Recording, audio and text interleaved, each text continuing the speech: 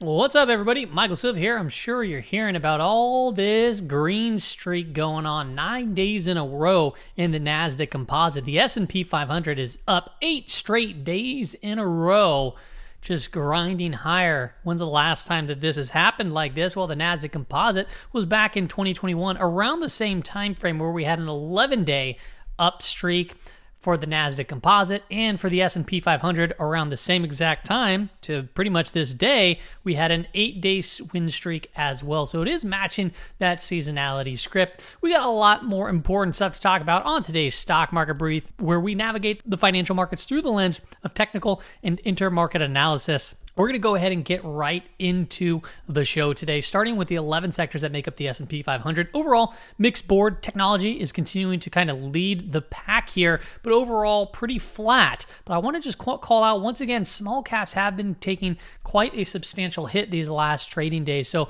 the market's really being held up by the big mega cap names, the Magnificent Seven, right? The large tech names and consumer discretionary names.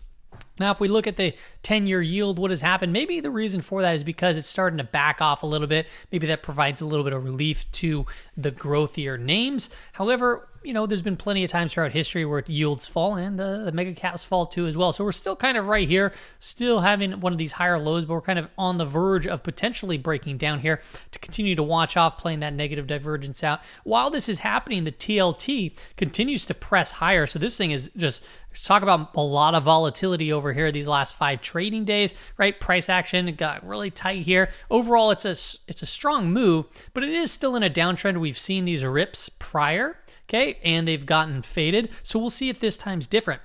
Now, something interesting over here at the bottom of my screen that I'm highlighting is the TLT relative to the S&P 500. It crossed over the 50-period EMA, and it hasn't actually happened since earlier May this year. Yes, it ended up getting faded, but you just notice that the trend has been kind of going down, and it's recently been starting to flatten. So is this the early start of the bond market outperforming the S&P 500? If that's the case, that could, you know, not be the greatest sign for the overall market. We take a look at oil also, you know, we talked about it yesterday. Like, I wouldn't be messing with this. There's something going on here, down another 2.64% today. So it just doesn't look good overall, seeing the price of oil fall like this. I don't know what it's sniffing out right now, but I'm sure that there'll be news and narratives to come out later. But as it stands right now, I'm kind of just standing away from this. It could be a potential head and shoulders pattern, right? And we, break down from the neckline. That could take us down all the way back down to 67.5 for a potential measured move. It's already fallen quite a bit. So to see a reflexive bounce, maybe to back test that 200-day or, potentially bear trap and we'll start to head higher is also a possibility there in the price of oil. If you take a look at the dollar's kind of pressing higher alongside with the S&P 500. Okay, so the dollar moves higher, S&P 500 moves higher. That's a positive correlation when in typical form, there's a negative correlation where you see the dollar drop hard and you see the S&P 500 rally. Dollar drops hard, S&P 500 rallies. So we'll continue to monitor that. Copper too as well took another big hit today. We talked about that one yesterday, and the S&P 500 grinded higher. Still building out all these divergences. If you need more details on that, I talked about that on the prior episode.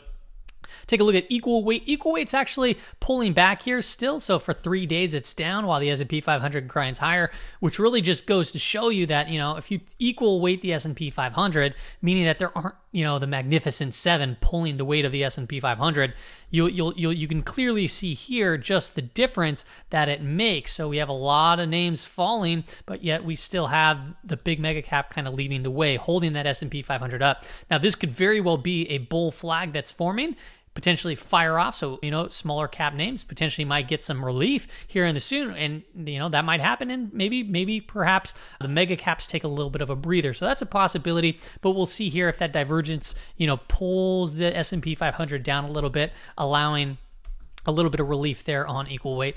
The NASDAQ Summation Index did cross over about 3 or 4 days ago as a potential change in trend, and we're kind of seeing this rally follow through, so that's not a bad sign. We do have pretty overextended levels on the NASDAQ McClellan Oscillator, been dropping while the NASDAQ Composite's been pressing higher, so we have a subtle divergence there. I like the divergence to be a little bit bigger, but that is diverging from the price action. If we take a look at the NYSE Summation Index, also crossed over about 4 days ago, market started moving higher. You can see that the NASDAQ oscillator is coming down, and that's also following the price action there. So perhaps if the small caps do get a little bit of a relief, or equal weight gets a bounce, and we put in a higher high, well, take a look at this indicator, the 9-month. If this starts going back up, puts in a lower high, well, that would be a negative divergence there too as well. And we've called out these negative divergences multiple times throughout history, as well as the positive divergences, which were the most frequent recent ones, where we talked about this one here that led to this rally. And then once again, we fell down. We talked about the positive divergence that was forming, and we saw a nice big rip up right from that level. Also looking at smart money versus dumb money. We talked about this one yesterday. The divergence is still building here as well. So we don't know if this is just flagging and it's going to break out higher, or if the divergence is going to hold, it's going to break down. S&P 500 is going to follow suit, which we've seen multiple times throughout history. I wanted to go ahead now and hop into the SPX on the 15-minute time frame. We're going to map out some very key levels here to be paying attention to. We got some gamma exposure levels. The big one we talked about yesterday was over here at 4,400. There's actually a larger one now at 4,450. Remember, we have some option expiration. Pretty large percentage of this gamma exposure expiring on Friday. Okay, the white lines right over here are the daily expected move. So going into tomorrow, we can look at the daily expected move for the SPX up at 4406, and to the bottom 4359. So how I'm looking at this is we have some local support here at just at 43.75. You can see price action actually broke down from it today. We had a quick flush down, okay, as price, as dealers re-hedge, boom, we flushed very quickly. We started bouncing up from this level, and we recouped this level. And remember, if we're above this level, price can tend to push away from it.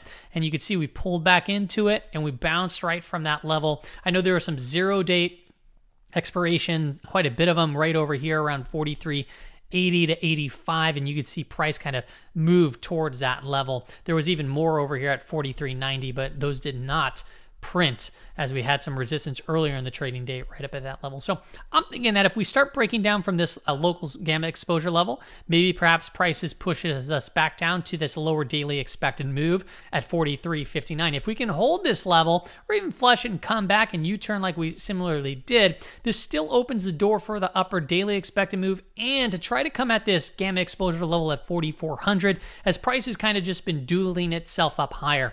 Now, this gamma flip level right over here, since price is above it, it means that we're in a positive gamma environment. And what this means for dealers is simply this: when price moves up, they sell into it.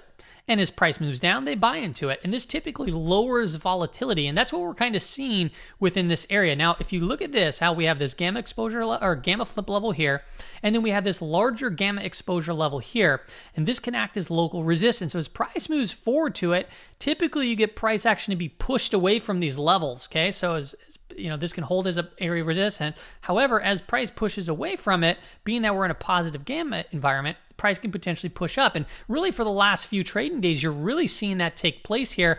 As price moves up higher, it kind of pushes away, but it buys, pushes away, but we buy. And this right here is kind of pinning the price action. So until really next week, when we have, we're going to have new gamma exposure levels, some of this is going to roll off, right? We're going to have gamma expiration.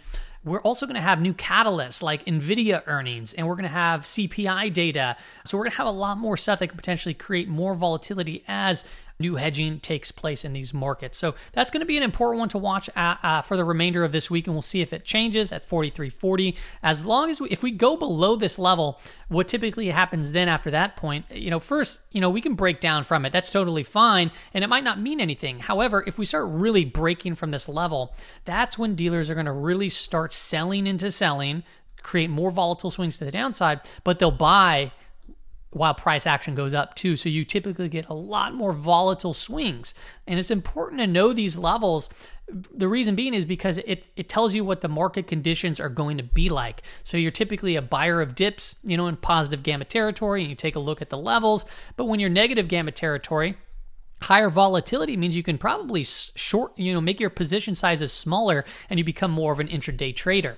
All right, if we take a look at the orange lines, those are the weekly expected moves up here at 44.18, and then the lower one at 42.99. So far, the market's acting efficient. We haven't actually tagged it, but typically we do tag it, and we've been tagging it. So we'll see here, being that it's a much smaller range of risk, of implied risk, than it has been for prior weeks. So if we can break through this kind of gamma exposure level up here, and then it, we light it up as a local support, and the price starts pushing back up through it, start looking at that higher level at 44.18, and then the one above that, which we've already previously mentioned, that's getting some steam, is 44.50. Not too sure if we're going to be reaching up there on no catalyst, because that's quite a big move in just 2 days, but we shall see. Now I'm going to follow up with this. These are the daily expected moves, something that I share with my Discord community every single day. Amongst other things, if you like these gamma exposure levels, I give a lot of these gamma exposure levels. You can get them from Tradie Ticks, and we have the query in here where you can type it in and get them. I use multiple different services for the levels that I share with you guys,